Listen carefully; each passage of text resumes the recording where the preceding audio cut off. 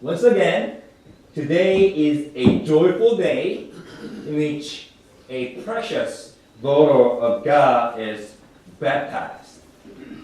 Whenever there was an infant baptism, I couldn't wait to see whether the baby was going to cry or not. You know, the pastor puts the water on the head of the baby and said, "In the name of the Father and the Son," and the baby's face changes like, what's going on here? and he or she begins crying, and then the congregation, what do? They're laughing. I was one of them, laughing during the baptism. Then when my baby was baptized, when my little one, Luke, was baptized, he cried so hard that I thought he was having, immersion, going under the water. The pastor just simply put the water on him and he was crying so hard. I was like, oh my goodness, this is happening. That's why I was a little nervous when I baptized Mackenzie last week. And I asked myself, it's like, what if she cries? I was nervous. But it turned out, she seemed to enjoy it more than anyone else. So, let's see what happens today. It will be a joyful and blessed day today. Today's message is the second part of the sermon on the baptism. And this is, by the way, not the same sermon I preached last Sunday. And someone came to me and said, "You going to preach the same sermon?" No. But I will recap what I said last week from the earlier part of Romans chapter 6 and explain what comes next in today's scripture. So baptism, the word came from the Greek word baptizo, which means to immerse, to submerge, or to wash. So imagine yourself, going under the water. When you go under the water, you are buried with Christ and thus dead to sin. When you come out of the water, you are raised with Christ and you are alive to God. You are dead to sin, but alive to God. The baptism not only symbolizes our union with Christ in His death and resurrection, but also marks the beginning of our walk, our journey with God. No matter we remember the importance of our decision or our experience of being baptized. And for the infants, we don't do immersion. We just sprinkle or put little water on them. But whether one is baptized through immersion or sprinkling, whether they are baptized when they are little or when they are grown-ups, our role as a congregation remains same. We are here, first, to witness to their baptism, second, to remember our own baptism, third, to hand down the legacy of faith to our next generation. So, we are here to celebrate, remember, and be thankful for the baptism. That's why we gather here today. So I will mention three things what baptism entails. First, baptism is a covenant. So I will talk about three words. First is covenant. Baptism is a covenant. Baptism is a ritual, right? It is a ceremony in which we celebrate together. There are parents involved, pastor and the congregation involved, and the liturgy, reading and responding and pouring of water involved. So it is a ritual. It is also a rite, R-I-T-E, like a life vital passage that marks one's growth in the community. The person who is baptized gains a new membership, a new status, a status change in the community as Shane will be a baptized member of their church. So baptism is both ritual and rite. But most importantly, baptism is a covenant. In other words, it marks not only the procedure, the ritual part, and the promotion, the rite part, but also the promise.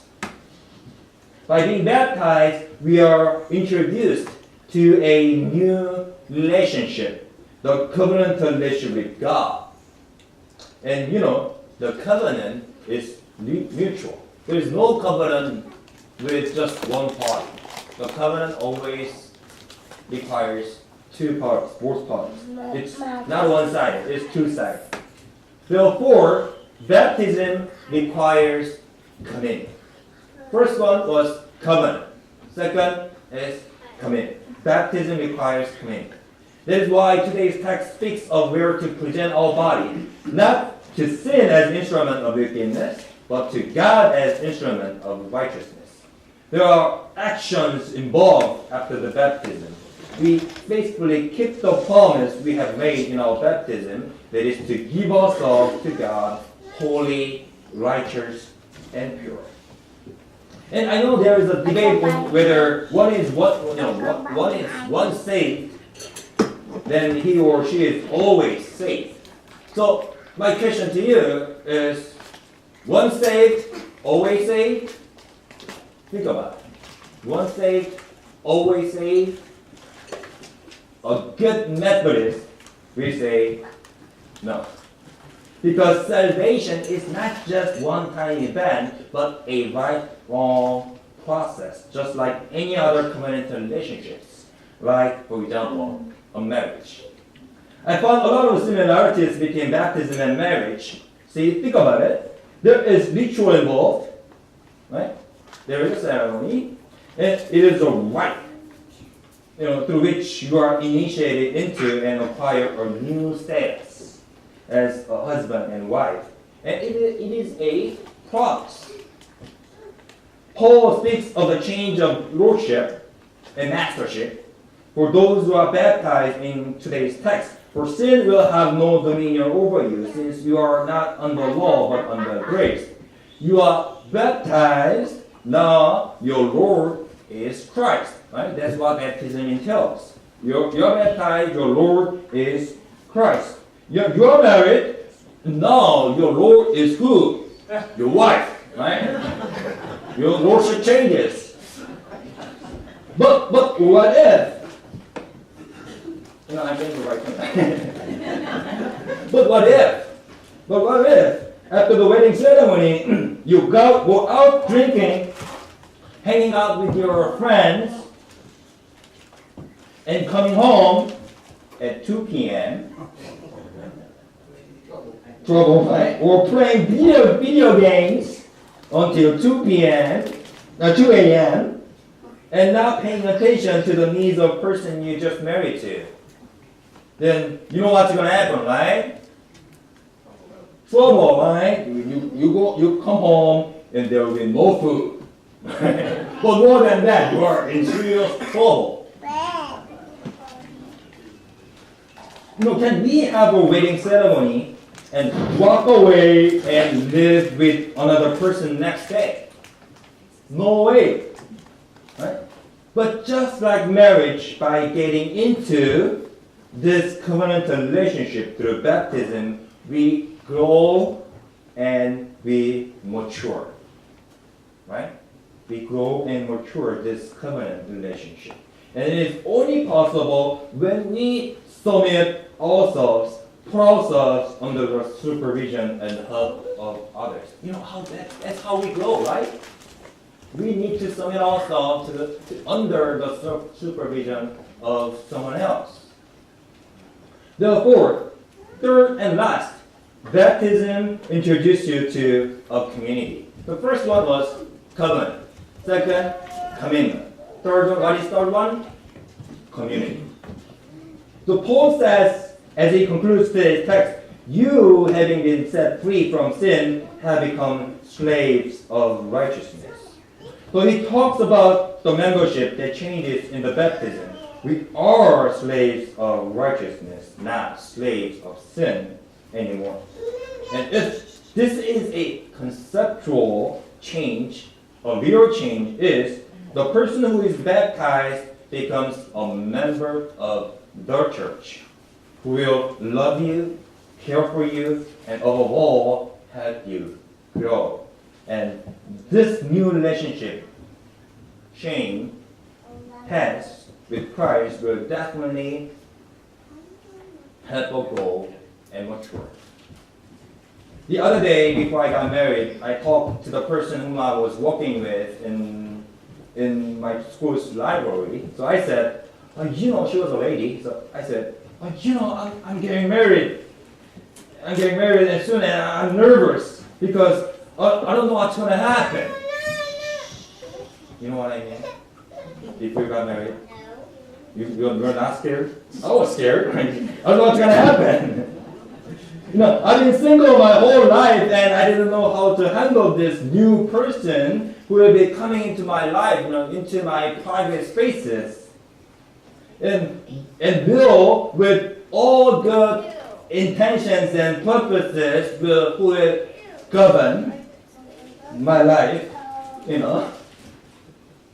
But I found later, it's a fun, exciting, and happy journey together. Amen, guys? So I think what happens when Christ comes in our life and we are involved in church after being baptized is similar. So, does Shane know what's going to happen to her? Not yet. But did we know what we were getting into when we got baptized, when we were married, when we found that, that there will be parents? Did we know? Absolutely not. So as family, as community here, when we celebrate at the same time, when we heard that they are getting married and they are having, a new child, we celebrate at the same time, chuckle a little bit, like, they don't know what's going on. When we saw them, because we've been there, we know the new journey that they embark is not going to be easy. It will be a mess, obviously. It's going to be difficult. But at the same time, it's going to be exciting and happy. So, what's next? What's next? Baptism. An exciting journey with your lifelong friend, lover, and the Lord. Welcome aboard our friend, Shane, Elizabeth, Simon. Amen. Let's pray.